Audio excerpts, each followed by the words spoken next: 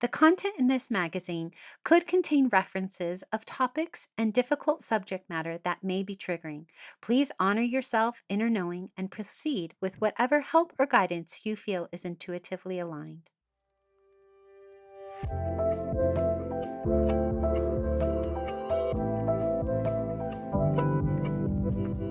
Welcome to Sovereign Magazine Podcast. I'm Nicole George, CEO and founder of Sovereign. I'm so happy you are here. We are the magazine podcast and community guiding 5 million women to their sovereign selves. From heart-led conversations to magical meditations, our inspiring guests will show you how they can help you step into your sovereign self. Are you ready to listen to your inner voice and step into your power? Then keep listening to hear all of the intuitive messages meant for you today. Hello, today I have the privilege of reconnecting with Terra Dawn, one of our amazing contributors. She is a life strategist and business owner who helps women step into their power in two amazing ways, not only building heart-centered and joy-filled businesses through deep healing work, but she also helps the women and men she works with to reconnect to their inner child. And she blends this with her background in human services and her own healing journey. Terra Dawn guides women to break free from self-abandonment, reclaim their self-worth, and trust life's timing. Her soul mission is very simple but powerful. She's here to help women create aligned businesses, soulful relationships, and rich, fulfilling lives. Welcome back, Terra Dawn. Thank you for having me. It's such a pleasure, as always. Yes. Well, we're going to be talking about deep relationships that purify and satisfy, which is our theme for our November new moon issue. And in your article, The Sacred Mirror, Relationships That Heal and Transform, you really talk about how relationships are our mirrors and that they often reflect back to us what's happening in our inner world, our shadows, and whether or not we have a readiness for that deeper connection. And how often is it true that deep, satisfying relationships begin with self-awareness, authenticity, and honoring our own needs, which is also what you go into? So for those who haven't read your article yet, perhaps you can share a little bit more about this. It's interesting because I speak on this so passionately because as a 3-5 generator, it is my mission to teach and lead from a space of experience. And so I recognized even in my own relationships, and that's where this whole thing came out of, is that we're going to mirror what we're attracting is what we mirror. And I know there's a few people that would get grouchy with me about that just because they feel victimized or they feel some sort of way, especially if their circumstances have not been great. Well, I attracted all of that as well. And so when we look at every relationship that we have that comes into our life is transformational and is for our healing if we're willing to acknowledge it. So when I look back at, romantic relationships, even friendships, they were showing me some side of something that I needed to heal within, or that I could have the opportunity to heal within. I'm aggressive within my healing because I love who I'm becoming. Not some people are really scared of that. So when you look at your relationships and you look at where the downfalls are, or when you look at the bright side of these relationships, what are they bringing to your life that is really within you and you just haven't recognized it? And so on the healing side of it, we have an opportunity, you attract people that are naturally peaceful. That's something that you are within and something that you can have the capacity, nervous system wise, to handle. When you consistently create relationships that have drama and gossip and all the things, there's probably a nervous system familiarity there that it feels like maybe your upbringing feels, maybe there's something that's conscious that is safe or comfortable, not necessarily safe, but comfortable in who you currently are, that you continue to bring that in. And I even watch it now in this stage of my healing on the external when I see people that are constantly complaining about the drama, but they constantly are bringing it in. It's something within them that is not yet healed, not yet satisfied. And so this is really about people want to blame the other person, But really, let's look inward and see where those clues are coming in. And unfortunately, some of those relationships are so traumatizing. That's not what's familiar. The other thing I want to say, and this is very much something I've said to my clients, is that especially if they've been in an abusive relationship, I bring awareness in the most gentle way possible by saying, you allow their words to be as gross and yucky and awful as they are because your inner critic is actually saying worse. So when we look at our inner critic and what we allow in our inner critic, and we're talking smack to ourselves, it's less damaging to what the other people are saying to us in those spaces. So we really have to take a look at, how are we speaking to ourselves? How are we treating ourselves? There's so many things that I could say about this, but that in a nutshell is really where, if we're lacking self-respect, we're going to also draw in people who don't respect us. If we're lacking that self-trust, we're also going to bring in those betrayals. I've seen it time and time again, and there's evidence to stack behind that.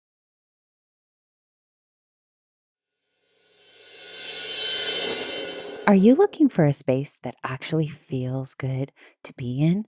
Join the Sovereign Community, the soul aligned social media platform made for conscious women like you. No ads, no trolls, no doom scrolling, just real women from around the globe sharing meaningful conversations, support, and a sense of community. It is free to join, free to be you, and full of women walking their sovereign path. Come be part of the movement. Join us today.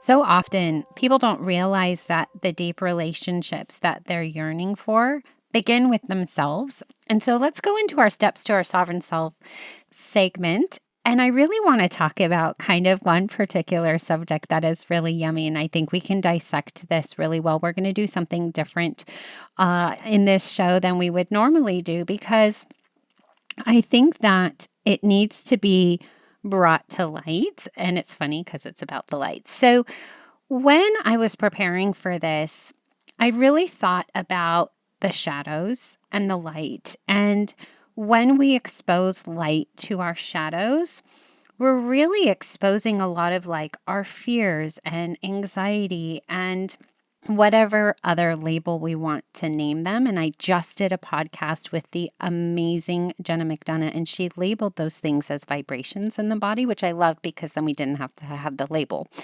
But in our body, we have these shadows, right? And we want to look at them. We want to change. We want to have this life that we desire. But I think so many of us are afraid to. So my question to you is, as women begin to gently approach themselves and looking at their inner child, their inner critic, their shadows, and that light begins to appear, how can we stay strong and recognize that with every ending comes a new beginning? Like after every storm, there's a rainbow, right? So even though the time is going to be difficult, how can we take these mirrors that are mirroring things back to us and recognize that we've got to do the work for ourselves, because we can't change anybody else but ourselves?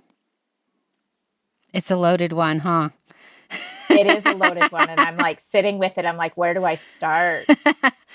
Maybe give some baby steps, just because we all have to start somewhere. And I think part of the first piece of starting somewhere, and I'll reflect back to you what you said, that you attracted everything that you were just talking about. I did too. I attracted all the same bosses, all the same issues in the corporate world. I did the same thing until I chose myself. Now my world is absolutely beautiful. I don't have the same thing, right? So we're not saying that you're attracting abusive people or anything like that, but when we start to do the work and raise our vibration, people have nothing to do but to match it, right? So, right. It's interesting because part of where my mind went was actually a conversation with a client last night. So my foundational program, the Return to Innocence, we actually are working on reconnecting to the inner child and listening to her while addressing the stages of abandonment. There's 5 of them. And when we are having those conversations with her, we have to get quiet and we have to get present. there's a lot of people not willing to get quiet and get present with themselves because they're terrified of the thoughts that come. They're terrified of what is on the other side of those thoughts. And they don't know how to sit with themselves. We're a dopamine addicted society. So we avoid what's in our head and what's in our heart by the distractions around us. And so I'm not a fan of meditation personally. If you can meditate, by all means. And I'm not a fan of it because I don't sit still well. So, walking meditations, listening to something while you're walking, allow your mind and your thoughts to get clear. Listening to even just sound, like I'm a huge fan of like the healing sound waves that you would hear like at a sound bath or something of that nature.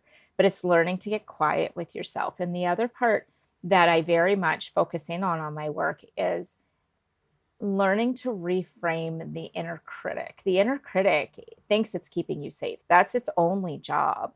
And in the meantime, it turns into your inner mean girl. And especially if you had mean people in your life, that's where those ideas were planted. That's where those thoughts were planted.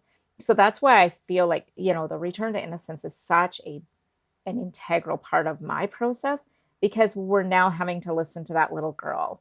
And I can't speak this enough. There's a story that I have with one of my clients, and she was a little bit confused about the inner talk, and she was almost like, yeah, I'm so like, it was almost like a boastful space.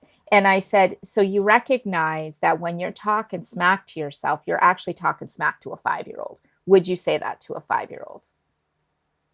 And she broke into tears. And it's asking the questions that allows them to realize how mean they've been to themselves their whole life. And it's as usually at the hands of somebody else to start, but then it becomes an internalization, which actually is part of those abandonment stages. And so if I was to recommend a baby step is really about checking in with those inner thoughts, checking in with where they came from and reframing them because most of them aren't yours. So when I think about, in the early stages of my work, fat and ugly were two of my biggest inner critic. I was put on a diet by the time I was 9. So that's not mine. The bullies at school. I was the ugly duckling all through school. And it took a long time to disprove that for myself and really see the beauty within. In fact, I adopted it as a contract, a mantra that, and that contract and that mantra is something you're striving for. So it kind of sucks at the beginning. It doesn't feel really good.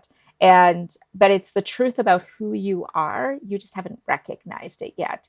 So like I've literally just delivered like 3 little steps to big steps that you could take, but really it's getting it present with what you're saying to yourself and how often you're saying it. Yeah. So, what I'm hearing to break it all down is really the best, most purest, and satisfying relationship you need to have is with yourself. And having that awareness around how are you treating yourself? What are you saying to yourself? Would you say that to your best friend or a child?